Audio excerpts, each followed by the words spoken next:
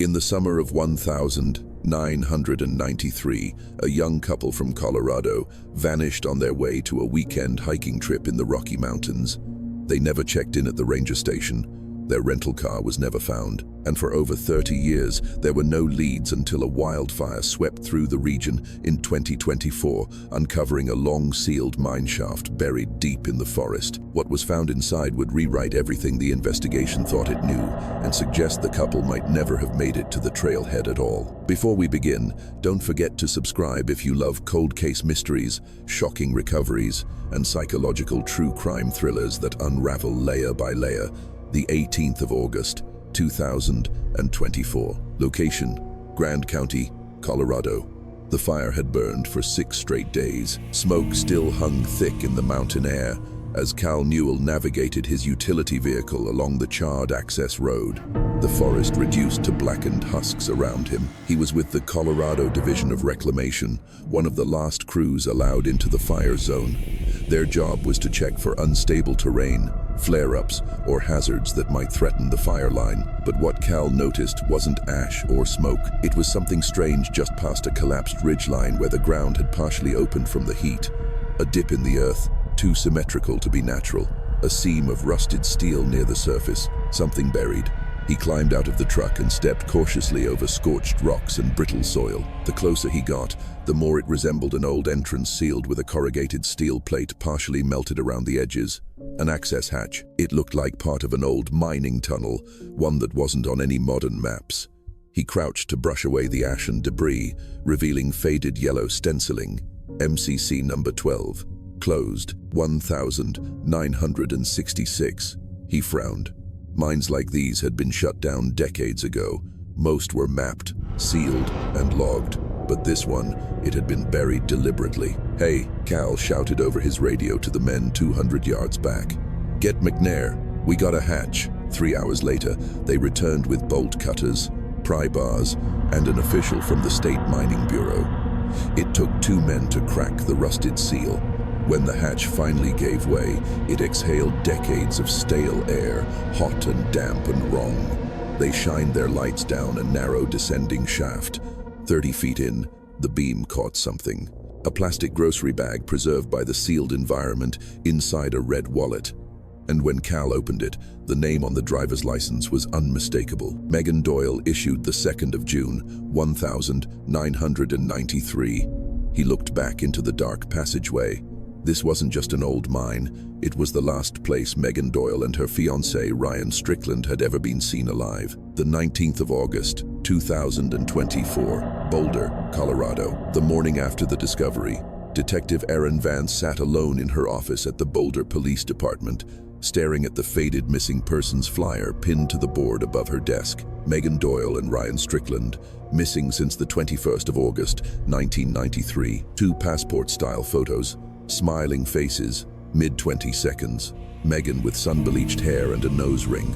Ryan with thick, dark curls and an oversized flannel that practically swallowed him. They looked like every young couple from the 90 seconds. Idealistic, free-spirited, a little broke, but happy. The kind of people who took road trips and rental cars and hiked into national forests with paper maps and granola bars. The kind of people who were supposed to come back. Erin had inherited their file 3 years ago when she transferred from violent crimes into cold cases. At the time, she'd pegged it as another presumed hiking accident, one of many. Colorado's backcountry was filled with buried trails, unstable terrain, and hidden dangers. People slipped, people got lost, people vanished. But she hadn't closed the file. Something about it had always bothered her. Maybe it was the fact that neither Megan nor Ryan had a history of risky behavior. Megan worked in early childhood education. Ryan was an environmental science graduate student. They didn't argue, they didn't run away, and they had booked 2 nights at a remote BLM cabin near Mirror Lake, only to never show up. The couple had last been seen in Granby buying gas and groceries for their trip, a receipt from the Shell station at 11:27 a.m. Then nothing, no witness accounts, no bodies, no vehicle. And now, 31 years later, a melted hatch in a burned-out zone had given her the first physical lead in decades. Her desk phone rang.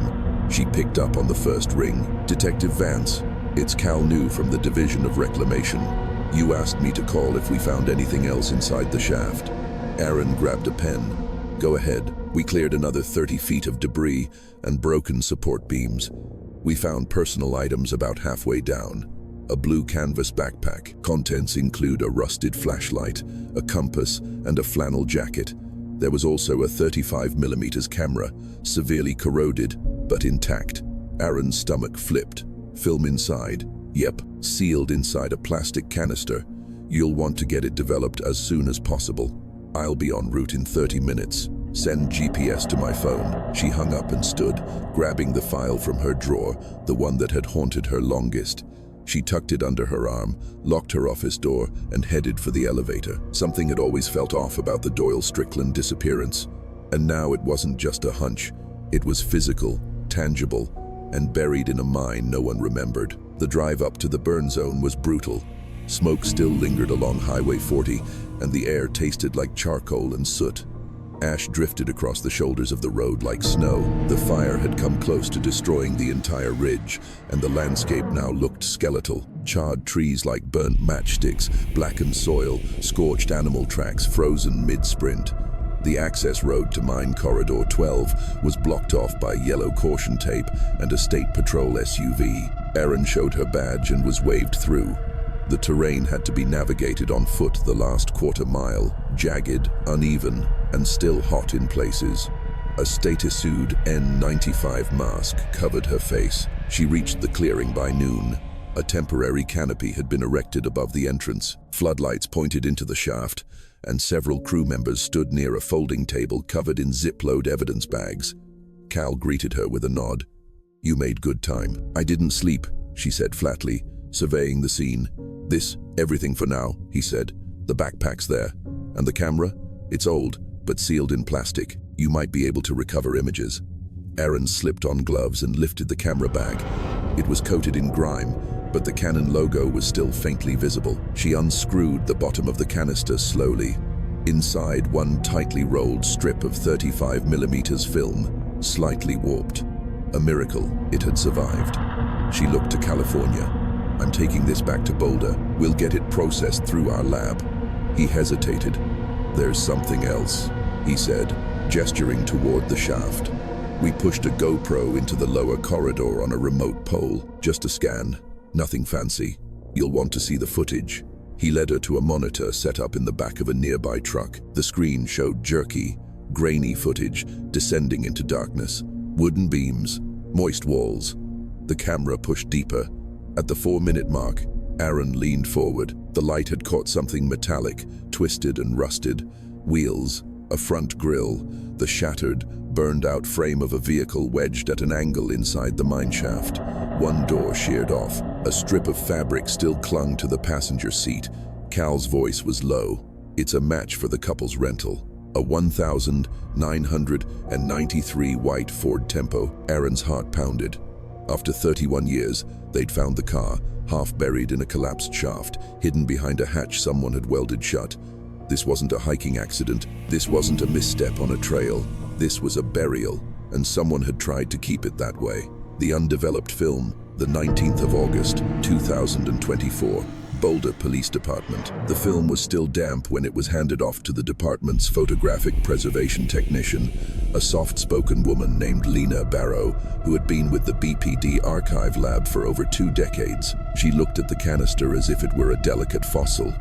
You want a rush on this? She asked. I want everything you can give me before midnight, Aaron said. Anything that survives. Clear, blurry, I don't care. I need to see it. Lena nodded. We'll work dry. No fluid baths. Least invasive method possible. But if it's degraded too far, I'll take what I can get. Aaron left the lab and crossed the hallway to the cold case archive. The Doyle Strickland file sat open across her desk now, with maps spread beside it. She traced their route again. The 21st of August, 1993, 11:27 a.m. Granby gas station confirmed planned. Cabin check-in near Mirror Lake by 2 p.m. never arrived. No sightings along Highway 34. And now their car had been found, wedged inside a mine that had been shut down in 1966.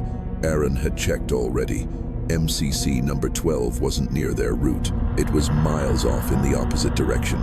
The detour made no sense unless someone else had taken the wheel. She reached for the 1,993 Ranger logbooks. There was no record of any hikers spotted in the area that weekend matching Megan or Ryan's description. No distress calls, no radio traffic, just silence. Something about this case felt manufactured, as if someone had tried to erase the weekend entirely.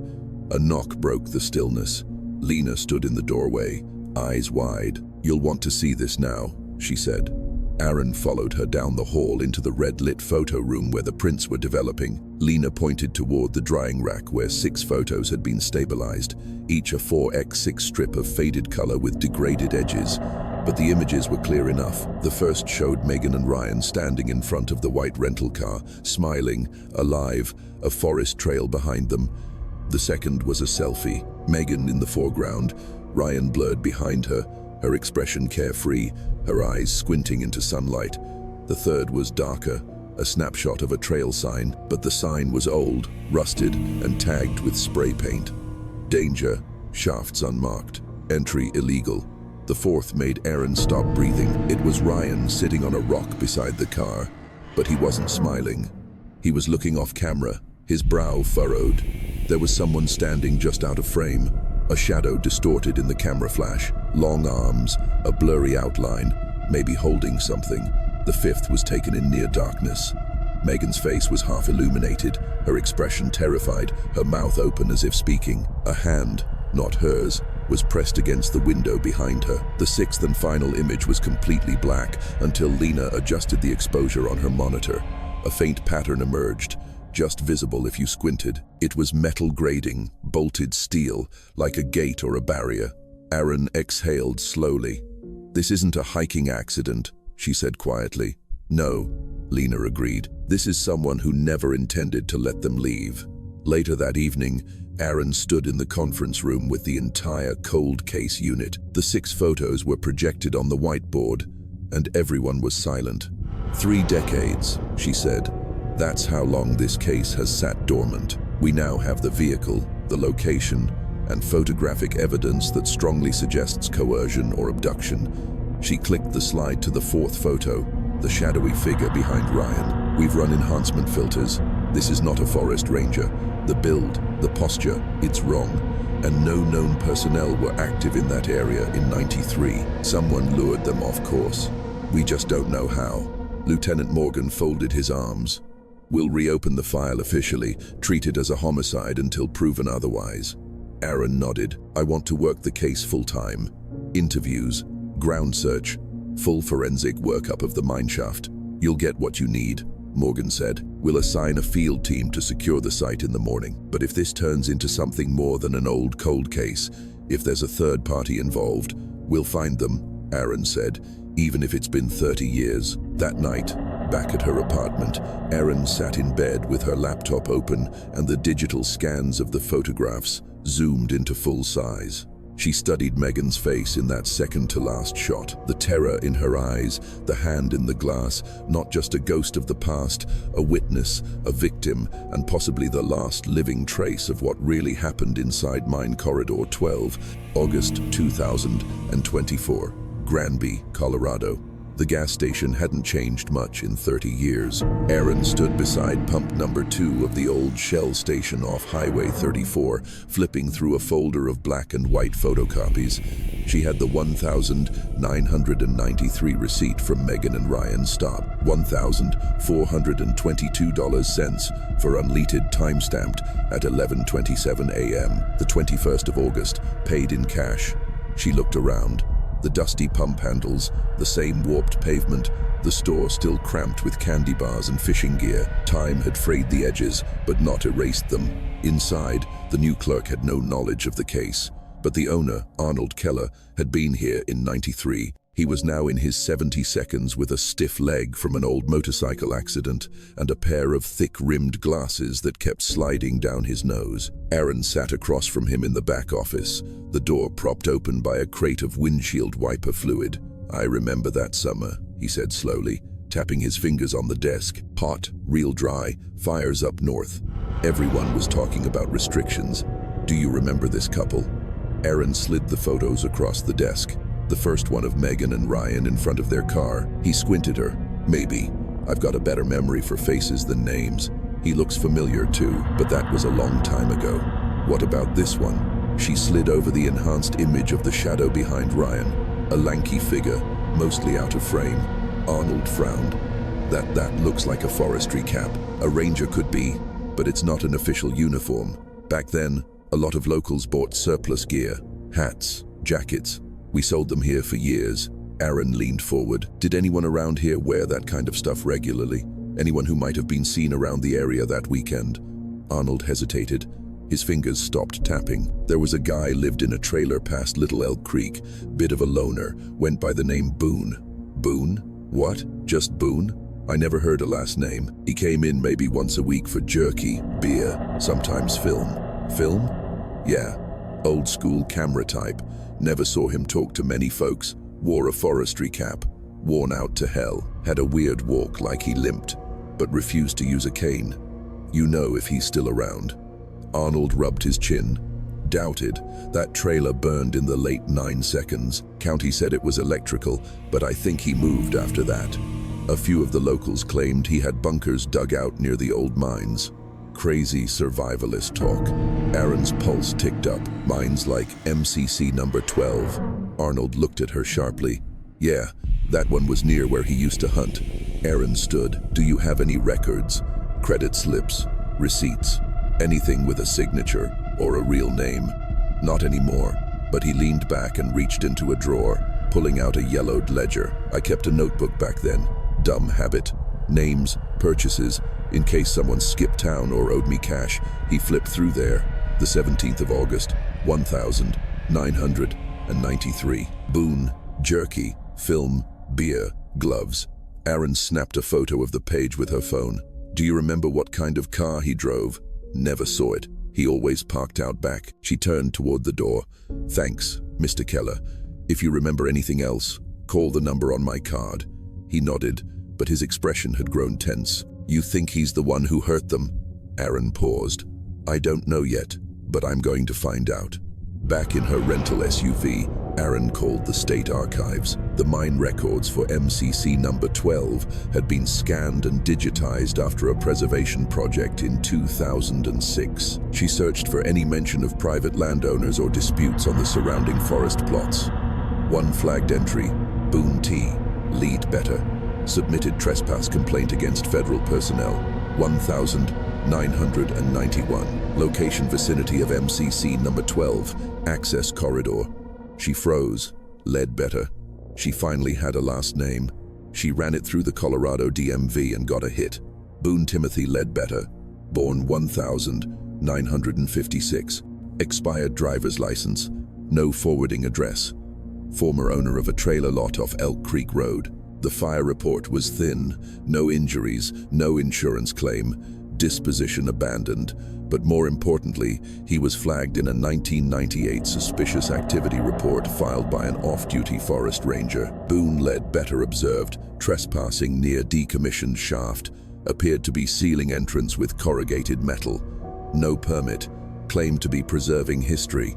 Same shaft, now known as MCC number 12. Aaron's blood chilled.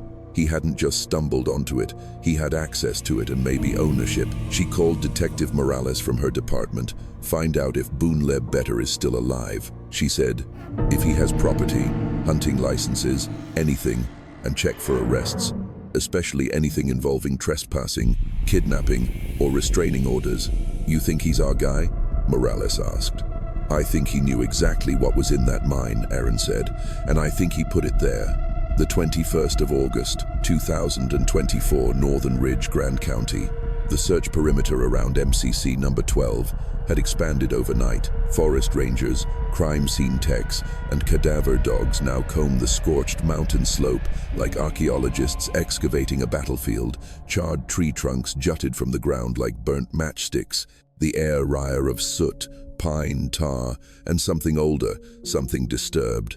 Detective Aaron Vance pulled up in a statisued utility vehicle, the tires crunching over blackened gravel. She parked just beyond the mine-sealed access point, where crews had set up orange tents and portable floodlights to stabilize the site. She was met by Officer Maddie Cook, a wilderness-trained investigator from the State Forensic Response Unit. Young, sharp, with a long scar down the side of her neck, one she never explained. "We expanded the sweep 20 yards in each direction," Matty reported. "No fresh evidence, but we found a marked tree line just northeast of the shaft. Marked how? Notched bark. Deliberate repeating pattern every 30 feet. Triangle cuts with a center slash." Aaron frowned. "Trail signs. Old school ones. Not used by rangers. More like private code." Maddie led her across the charred hillside to the northeast quadrant. The trees here were partially spared, singed, but not destroyed. About 10 yards in, they found the first mark, a triangular notch with a vertical cut bisecting it. A few feet below, a rusted nail stuck out of the bark. The same mark repeated on 5 trees. The 6th, deeper into the woods, bore a different symbol, an axe carved into the trunk. And just below that, barely visible beneath scorched underbrush, a pile of flat stones arranged in a deliberate rectangle.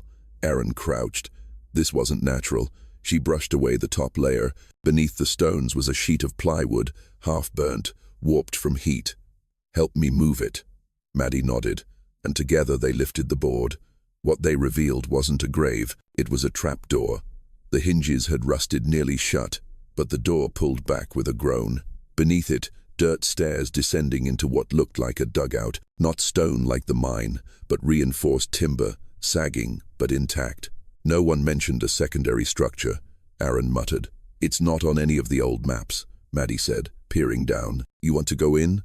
Aaron nodded. She pulled her flashlight from her belt and started down the steps. The air was dry and stale. 20 feet down, they reached the bottom, a small urn room, no wider than a storage shed.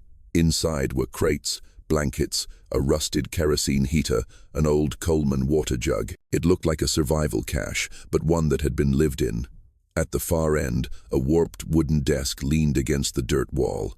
Aaron opened the center drawer. Inside, wrapped in an old military scarf, were 4 items: a pocket-keck knife rusted, a Polaroid photo face down, a dog-eared notebook, and a necklace small with a bird pendant crusted in dirt.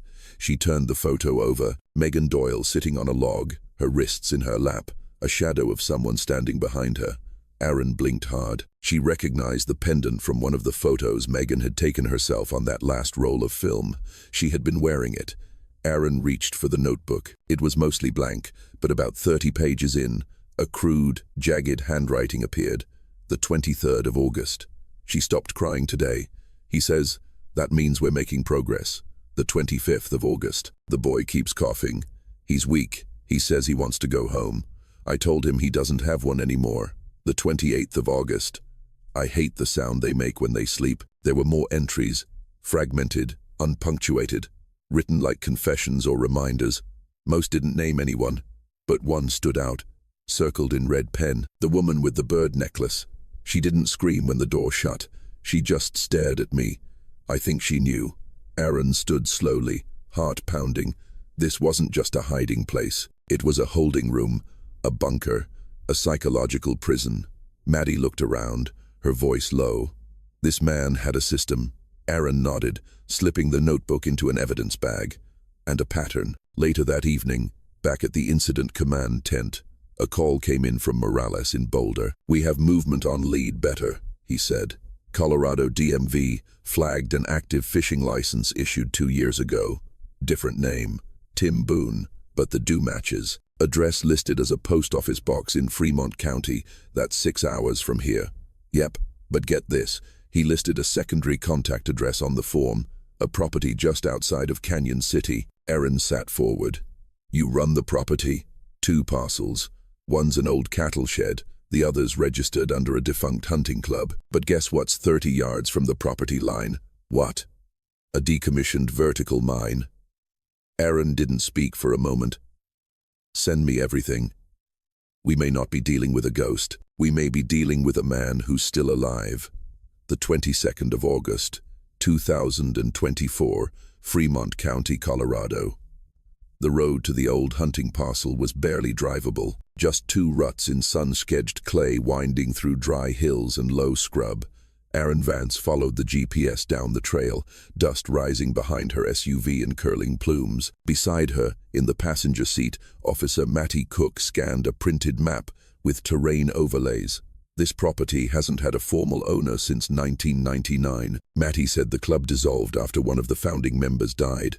Since then, no taxes, no permits, nothing but silence. Except a fishing license tied to the old mailbox, Aaron said. Matty nodded. And that secondary structure, the one backing up against the ridge, we think it was built over a vertical shaft. They crested a rise, and the shack came into view. It looked like it had been abandoned for decades. Tin roof caved in, wooden walls weathered to gray, paint peeling off in sheets. But something about the front steps looked wrong, too clean. As they stepped out of the SUV, the heat hit like a furnace. The air shimmered. The land was empty for miles. Just the sound of wind through brittle brush and the creak of rusted metal. Aaron approached the door slowly, flashlight in one hand, her other resting near her holster. The door creaked open. Inside, the air was stale. Cobwebs hung from the corners. A single beam of light cut through a hole in the ceiling, illuminating floating dust and the faint outline of a desk against the far wall. Maddie stepped inside and immediately froze. "Smell that," she whispered. Aaron nodded. It was faint but unmistakable. Bleach. Recent. Someone had been here. They moved quickly, clearing the main room. No movement, no back exit. Aaron crossed to the desk and opened the top drawer. Inside, yellowing paperwork, mouse-chewed edges, and a battered leather-bound ledger with the words Rock Valley Game and Gun embossed in faded gold. She opened it. Most of the entries were mundane. Rifle logs, deer tags, membership dues. But deeper into the book, the handwriting changed. The neat print turned jagged, angry, disjointed. One page was dated September 1993. Dew and Stagg delivered the 21st of August. Waited 3 days. Stagg resisted. Put him in the pit. Another entry. December 1993. Too cold. Bird won't eat. Sings in the dark. And another. May 1994. Quiet now. They always go quiet eventually. Maddie leaned over Aaron's shoulder. "What the hell is this?" Aaron turned the page. A rough, hand-drawn map took up the next spread. It showed the shack, the forest, and behind it, an X over a structure labeled Vert Shaft, sealed. "There," Aaron said. "That's where we go next." They exited through the rear of the shack and followed the hand-drawn trail on foot.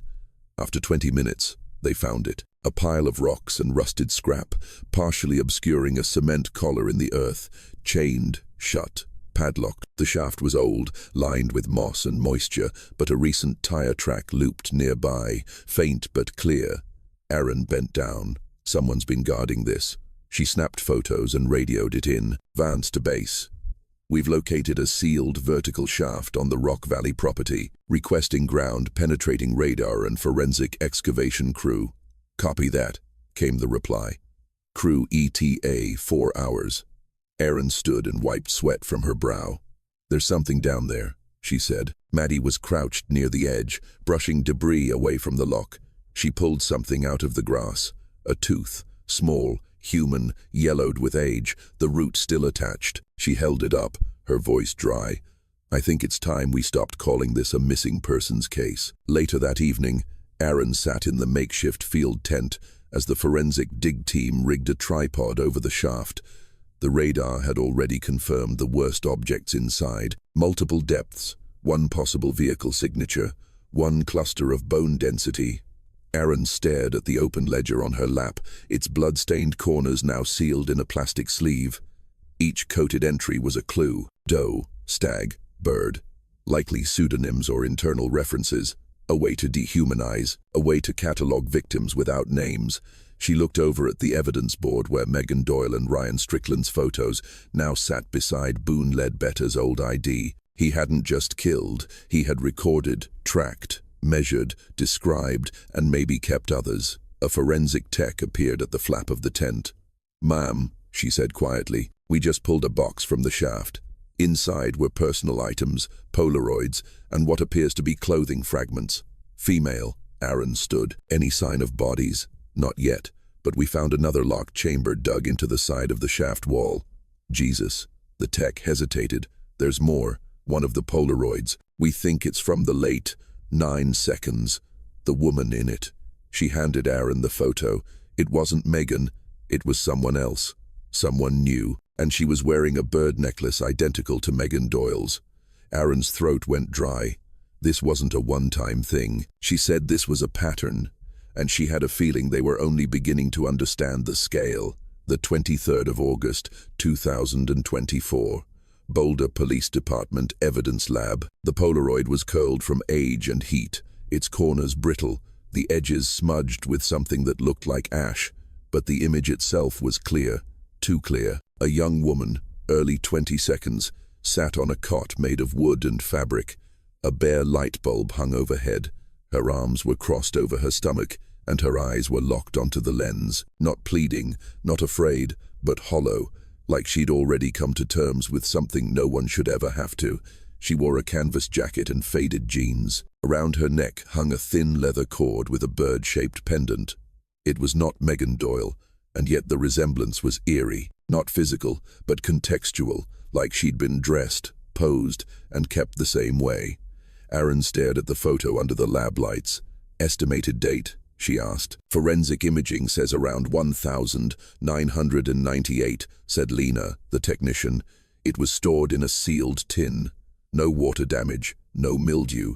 The exposure is good. Developed using Polaroid Type 600 film, discontinued in the early 2000 seconds. Can we enhance the background? Lena adjusted the sliders.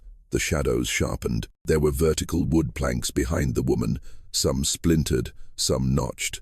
On the back wall, carved faintly into the grain, were 2 initials.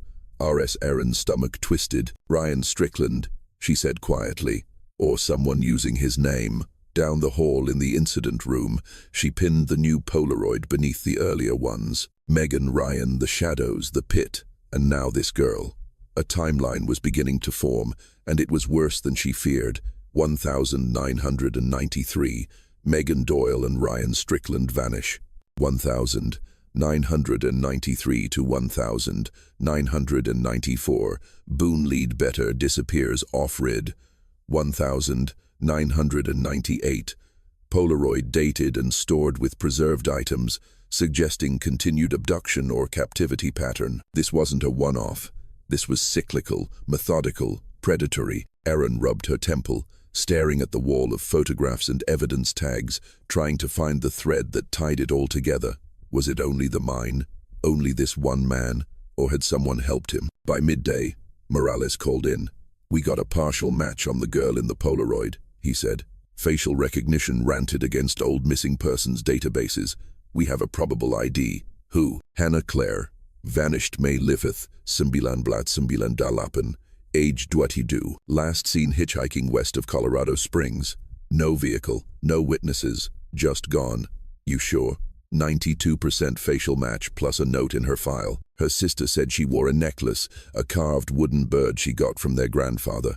Aaron felt a chill crawl up her spine, and that was never made public. Nope, buried in the narrative, not mentioned in press releases. So, how does that end up on 2 women 5 years apart?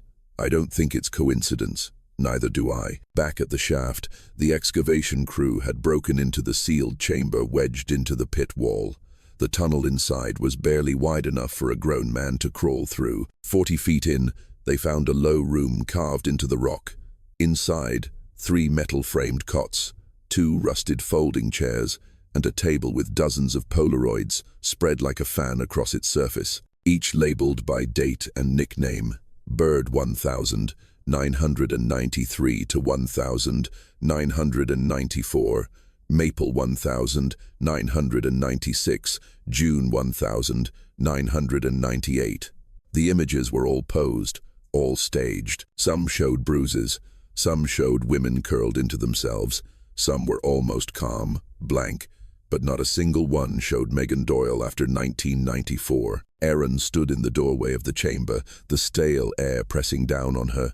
This was a ritual, she whispered. He was documenting them like trophies, naming them, controlling the narrative. The forensic tech stepped beside her. We found something else. She handed Aaron a journal, small, leather-bound with crude sketches and fragmented entries. Inside, Aaron found a disturbing line. "I tried to keep Bird, I really did, but she was too clever, too quiet. I never found where she hid the tape." "Tape?" Aaron's breath caught. "There's a recording," she said. "Megan left something behind. Back in Boulder, they scanned the journal for further clues. On the final page was a sketch, crude, almost childlike, of the shaft. A line pointed to a notch in the wall near the second cod. A handwritten note beneath it read, "The bird sang before she flew." Aaron stared at it for a long time. It wasn't poetry. It was a message, a location, a warning, and maybe, just maybe, a final piece of her voice preserved in stone. The 24th of August, 2024. MCC number 12, Subchamber, Grand County. The shaft walls groaned as Aaron Vance lowered herself into the deepest pocket of the mine, this time alone with a headlamp, gloves, and the copy of Boone Lebetta's journal tucked into her field vest. The forensic crew had already cleared and reinforced the tunnel leading to the chamber Megan may have been held in. Aaron reached the second cut. It was rusted at the joints. The mattress half decayed with torn cloth, exposing a wire frame underneath.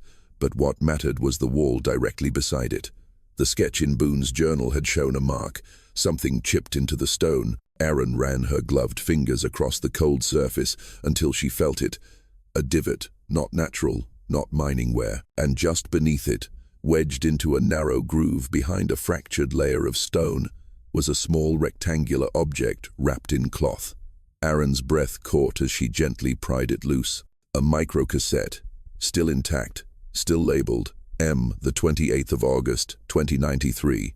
She didn't wait. She climbed out of the shaft like her life depended on it, heart-hammering, cradling the cassette like a sacred relic. Back at the mobile command tent, the team worked in silence as the tape was prepared for playback. An old micro-cassette recorder had been sourced from the Denver Evidence Archive. Aaron paced while they checked the spools. Then Lena gave a nod. "It's playable." She pressed play. A low hiss filled the tent, followed by silence. Then "My name is Megan Doyle." Aaron froze. "If someone is hearing this, I don't know how much time I have." Clicking sounds in background. "He calls me Bird. I don't know why. I haven't seen Ryan in 4 days. I think he's silence. He keeps saying he's making us better, that we were chosen because we stopped." Choked breath. "If this tape survives me, please find my mother. Her name is Lillian Doyle. She lives in Boulder.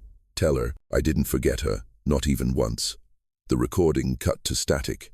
Everyone in the tent stood in stunned silence. Maddie leaned forward. She knew she might die, and she left this anyway. Aaron stared at the small device in Lena's hand. She was documenting her own captivity. She wanted us to hear this. She wanted justice. Morales added quietly, even if it came 30 years too late. By dusk, the tape had been transferred to digital and submitted to the DOJ for voice authentication. Early analysis confirmed it was 100% Megan Doyle. The evidence was now irrefutable. The shaft was used to confine multiple victims. Boone Lebetta had a clear psychological method, including captivity, renaming, and timed isolation. Megan Doyle had recorded a final statement confirming both Ryan's likely death and her own deteriorating condition. At least one more victim, Hannah Claire, had followed 5 years later, indicating the crimes continued into the late 9 seconds. And now, with the discovery of the bird tape, Aaron had something else, a murder confession, even if it came through implication. That night, Aaron sat alone in her Boulder apartment, the sound of Megan's voice still looping in her ears. She opened the last page of the recovered journal again. Something had caught her eye earlier, but she hadn't made the connection until now. The phrase, "The bird sang before she flew." Aaron now believed Megan escaped, if only briefly, long enough to hide that cassette behind the wall. But the use of flew was telling. Had Megan died, or had Boone let her go, thinking she wouldn't survive? And what about Hannah Claire? Her body hadn't been recovered, only the photo. What if she, too, had vanished from Boone's grasp? Not through death, but by disappearing the same way Megan had tried to. A new possibility formed in Aaron's mind, one she hadn't dared consider until now. Not all the victims died. Some might still be out there, still hiding, still running. The 25th of August, 2024, Fremont County, Colorado. The file was thin, too thin. A single sheet, yellowed and dog-eared, tucked in the back corner of the Colorado Missing Persons Archive. It had been mislabeled, filed under Claire Hannah with one H. Likely the reason no one had flagged it earlier. But now with Megan's tape and the photo from the shaft chamber, everything was falling into terrifying focus. Aaron stared at the line scrolled in blue ink near the bottom of the report. Case closed. Subject called in from anonymous payphone. Stated she was safe. No follow-up. Aaron's heart stuttered. The date of the call? The 18th of September, 1998. 3 weeks after Hannah Claire vanished and 2 weeks after the photo had been taken, she picked up the phone and dialed Morales. Pulled the payphone logs for Fremont and Teller counties. September 1998. I want locations for every traceable call made by a woman who wouldn't give her name. Looking for a ghost? He asked. No, Aaron said. I think she's real, and I think she's been hiding ever since. 3 hours later, Morales called back. Got a hit. Payphone outside a bait shop in Canyon City. Operator note says caller was crying, refused to give a name, said she was out, and then hung up. Video, not a chance. That was 98. But there's more. Same phone. Had another call 2 days earlier. Placed to a wildlife rescue shelter. Female voice. Message was left but not saved. Name of the shelter, High Valley Wildlife Refuge. Aaron was already writing it down. I'll go in person. High Valley was barely a speck on the map. One long gravel road, a half-dozen rusted trailers, and a barn full of rehabilitated hawks and owls. A retired vet named Mildred Cates ran the place. Mid-70 seconds denim shirt, sharp eyes behind bifocals. I remember that girl, she said, sitting across from Aaron in the barn's tiny office. Didn't give her name. Showed up with a busted wrist and scratches all over her arms. Asked for water, said she'd been camping. What did she look like? Brown hair, short, tense as a rabbit. She wouldn't let me call anyone. Just kept asking about injured birds, specifically one that had a broken wing. Aaron felt her skin go cold. A bird. She said she had a pet as a kid. A sparrow, I think. Used to say it was the only thing in the world that ever listened to her. I gave her a cot in the barn. She stayed 2 nights. Then she was gone. Did she leave anything? Mildred nodded and stood. She left this in the cot. Didn't come back for it. She returned with a small cloth pouch. Inside a wooden bird pendant on a leather cord, identical to Megan's and the one in the Henlair Polaroid. Aaron held it in her hands, breath trembling. Did she say where she was going? Number. But when she left, she said something I never forgot. What? She said. If anyone ever comes asking about me, tell them I got out, but I'm not free. Aaron closed her eyes.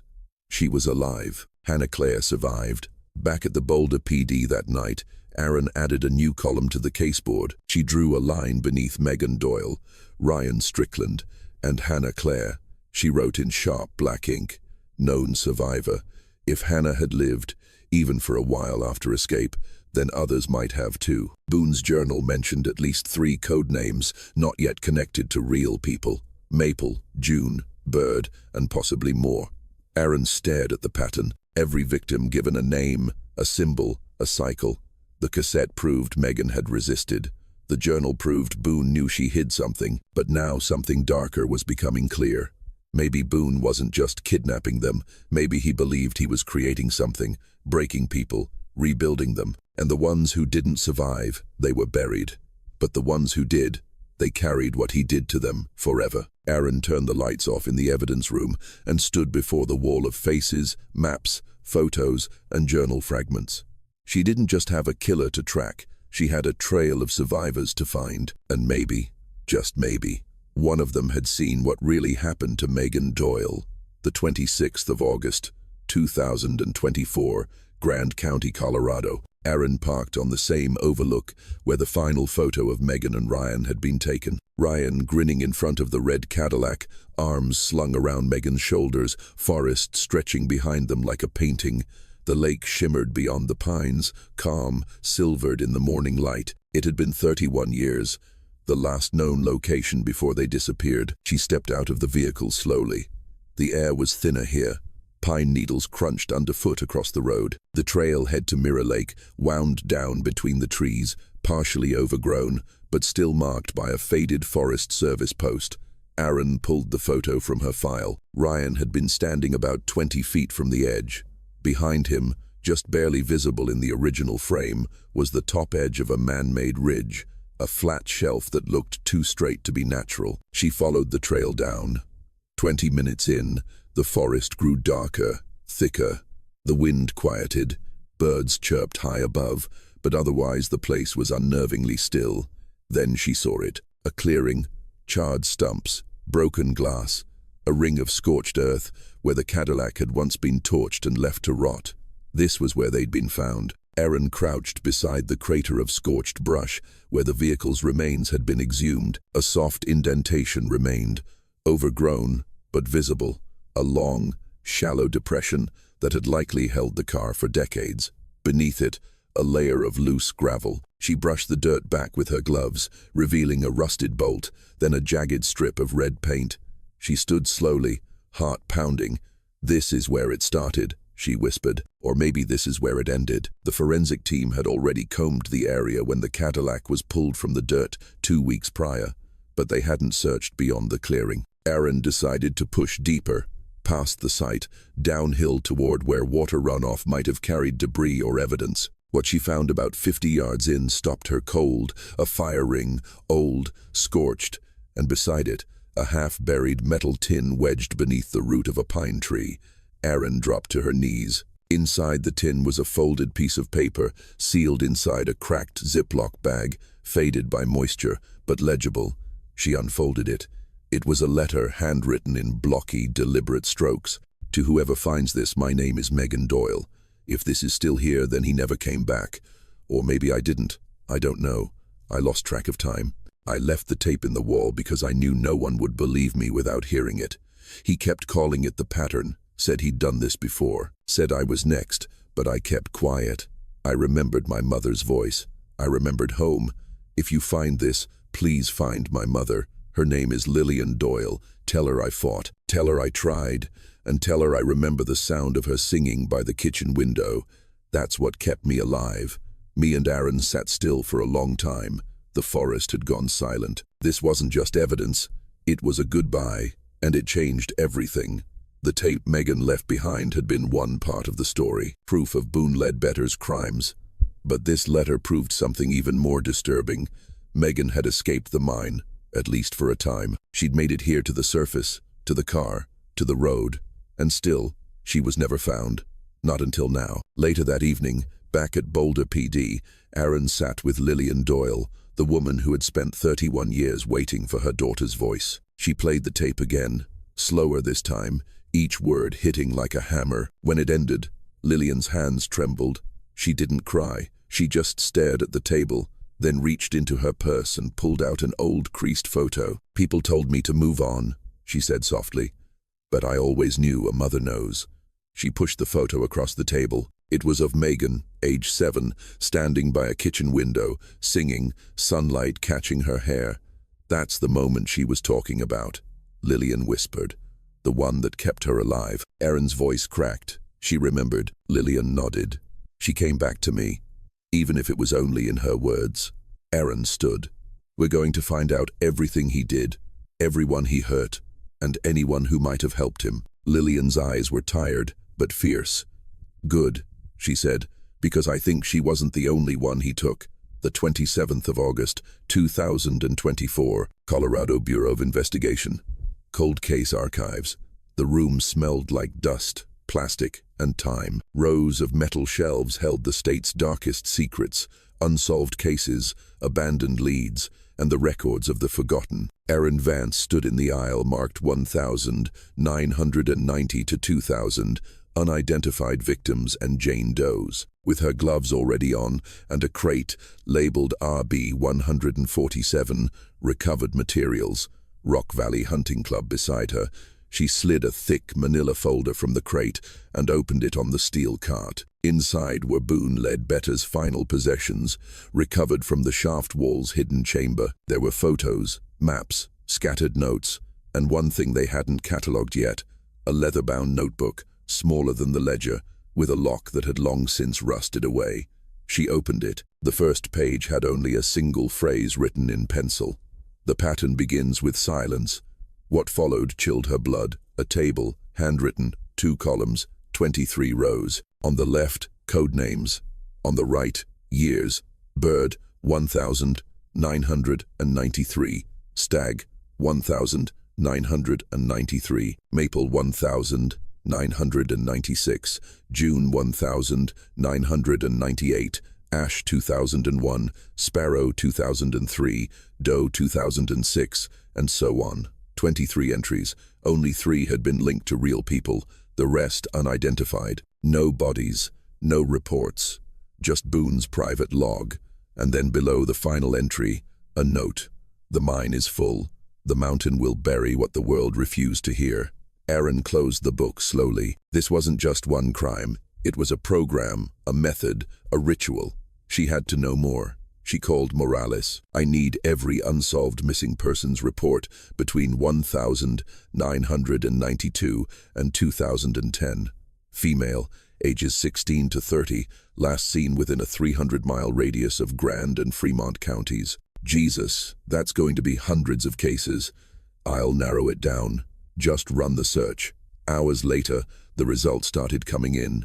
Aaron sifted through digital files comparing names, dates, and descriptions against Boone's list. She flagged any report with eerie similarities, nature settings, vehicles abandoned near forests, victims with no known enemies, or items left behind that couldn't be explained. One file stood out. Case number 20034008. Marissa Eldred, age 24, disappeared the 14th of June, 2003. Last seen, leaving a campground in Gunnison National Forest. Evidence: car found roadside, driver door open, campfire still burning. Her dog found alive nearby. No signs of struggle. Marissa's case had gone cold after a few weeks. No witnesses, no leads, but her year 2003 matched a code name in the ledger. Sparrow, another match. And then another Ash 2001. Possibly Clara O'Neill vanished hiking alone near San Isabel. Doe, 2006. Unidentified. Remains found in a root cellar near Cannon City. No ID. Partial dental match to a girl from Wyoming. No confirmation. One by one, the women were surfacing, buried not just under dirt, but under decades of clerical apathy. Erin leaned back in her chair, the weight of the discovery pressing down on her. 23 victims, only 4 known. No centralized pattern ever noticed until now, and it all came back to one man, Boone Ledbetter. Except not all of the entries had Boone's handwriting.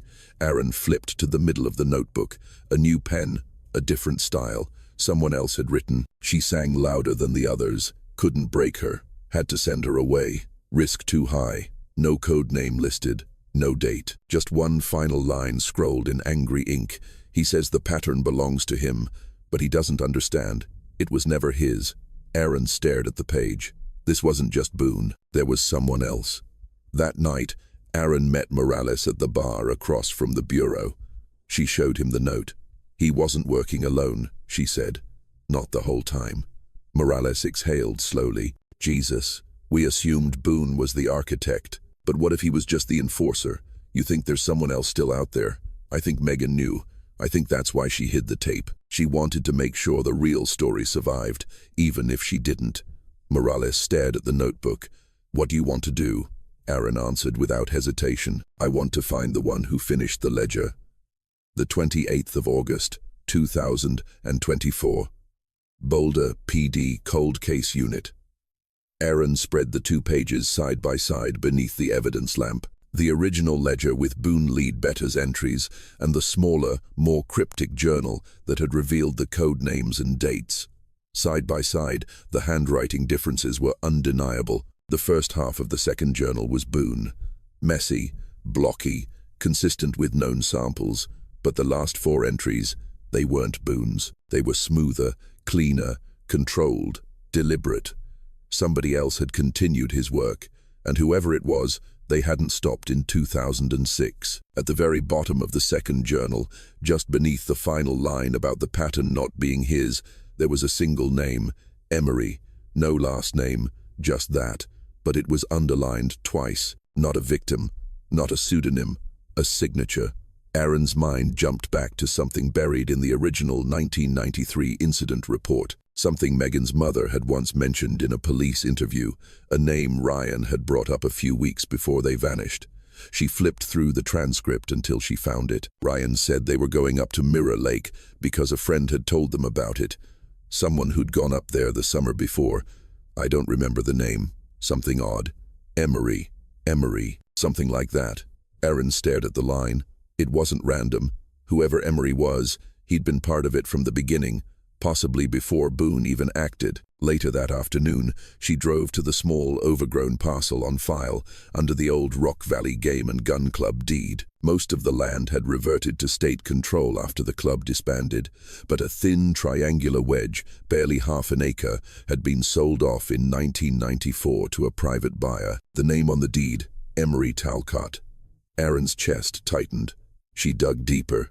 Talcott had no criminal record, no family connections to Boone. But one detail stood out. In 1992, a full year before Megan and Ryan vanished, Emery Talcott was cited for illegal hunting in Grand County. The case had been dismissed, but he'd been caught with a map marked RV Delta and a radio scanner used to listen to emergency channels. RV Rock Valley. He knew the terrain. He had access. He had means. Aaron and Morales stood outside the old Talcott residence, an A-frame cabin hidden in the woods west of Cotopaxi. The structure was crumbling, swallowed by vines and trees, but still standing. The mailbox bore a single rusted letter, E. Inside, they found mold, rot, and scattered wildlife magazines. But what mattered was the basement, a room barely visible beneath a trapped door in the kitchen floor, sealed shut with a padlock that had long since rusted through. Morales pried it open. They descended in silence. The smell was musty, metallic. What they found underground chilled them both. Another room, stone walls, a cut, a table with restraints bolted to it, and on the wall behind a layer of dust, a series of Polaroids thumbtacked to the concrete. All women, all staged, same style, same poses, but the signature at the bottom of each photo, ET initials matching the journal. Aaron scanned the room, flashlight slicing through cobwebs. A crate sat in the corner, sealed with metal wire. Inside it, she found something she hadn't expected. Clippings, newspaper articles, printouts from missing persons databases, blog posts from online cold case forums, all with notes scribbled in the margins. Too public, wrong age, not ready, quiet type possible, Bird remembered. She ruined the cycle. Aaron stepped back, her hands trembling. Morales. He's not just documenting them. Morales read the clippings over her shoulder. He's studying them. He's still active, Aaron said. Jesus. No, listen. This last note. She pointed to the margin beside an article dated May 2024, featuring a photo of a missing girl from Durango. This is 3 months ago. He hasn't stopped. Morales turned pale. You think he's grooming new victims? I think he's continuing the pattern. The mine might have collapsed. Boone might be dead, but Emery Talcott is still alive. Morales took a shaky breath. What do we do? Aaron looked up at the Polaroids at the crude table at the cycle that had never really ended. We find him, the 29th of August, 2024, Fremont County, Colorado. It was nearly dark when the unmarked SUV rolled to a stop at the end of a long, rooted driveway carved through dense pine. The coordinates came from the margin of a 2024 clipping, handwritten in faint blue ink on the back of a Polaroid. If she sings, she's ready. Check. Late August. Aaron stared out the windshield at the distant silhouette of a hunting cabin. Its windows shuttered, a faint orange light glowing behind slats. No electricity lines, no satellite dish, no cell reception. They were on their own. Morales readied the entry team. 2 SWAT officers flanked the sides while Aaron approached the porch with quiet, practiced steps. Inside, a voice was singing. Not loud, not cheerful, hushed, almost childlike. Aaron pressed her back to the wall and listened. Mama's in the kitchen cutting up the pie. She swallowed hard. The same song Megan Doyle had referenced in her tape, the lullaby her mother used to sing at the window. Whoever was inside, they knew that they had heard the tape, or worse, they were there when Megan sang it herself. Morales gave the signal. The door came open fast, hinges splitting, flashlights cut through the cabin. Inside, a girl, late teens, pale, sitting cross-legged on the floor. She didn't flinch at the entry. She just looked up at them, blinking slowly. She wore a canvas jacket. Her wrists were red. On the wall behind her, a wooden bird hung from a nail. "Where is he?" Aaron asked. The girl stared, then pointed to the trapdoor. The basement was colder than outside. Dust, silence, and then footsteps. They turned fast, weapons drawn.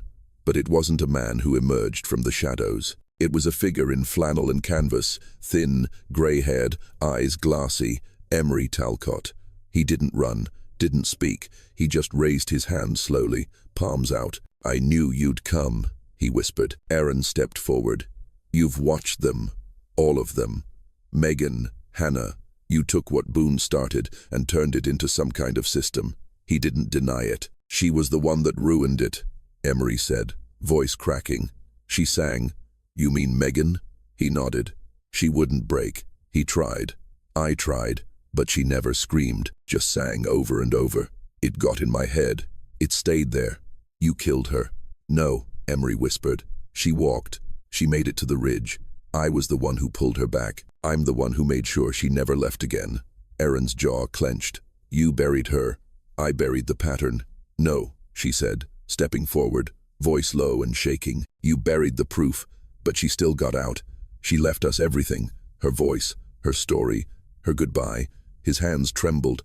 None of them fought like she did. Aaron looked him in the eye. "And that's why we're here." The arrest was swift. No resistance. Emery went limp the moment cuffs were locked on. The girl upstairs, Jenos, age 17, had been reported missing just 6 weeks earlier from New Mexico. She was malnourished, bruised, and shockingly composed. "He kept calling me June," she told the paramedics. "But that wasn't my name." The 30th of August, 2024. Boulder PD headquarters. Aaron stood before the wall of code names one last time. The Polaroids, the journal, Megan's tape, Hannah's pendant, Jenna's safe return. They had enough for federal indictments. DNA recovered from the mineshaft, matched to 3 other Jane Does. Names would follow, graves would be found, families would get closure. But Megan Doyle, she was never recovered. Only her voice, her words, her resistance, and that mattered. It meant the pattern didn't win. It meant the silence had finally broken. The 4th of September, 2024, Boulder, Colorado. At the small community memorial garden beneath a flowering dogwood tree, Lillian Doyle stood beside Aaron holding a bronze plaque in her hands. Aaron stepped forward, unscrewed the old placeholder nameplate, and fixed the new one in place. It read, "In memory of Megan Doyle, 1971 to 1993. She sang louder than the silence. A breeze stirred the trees. Lillian reached into her purse and pulled out an old worn cassette, the original, the one Megan had left behind. She placed it in the dirt beneath the plaque and whispered, "She's free now." Aaron stood beside her, the sun warm on her shoulders, the forest behind them quiet at last. The pattern was broken, and the girl who sang in the dark would never be forgotten.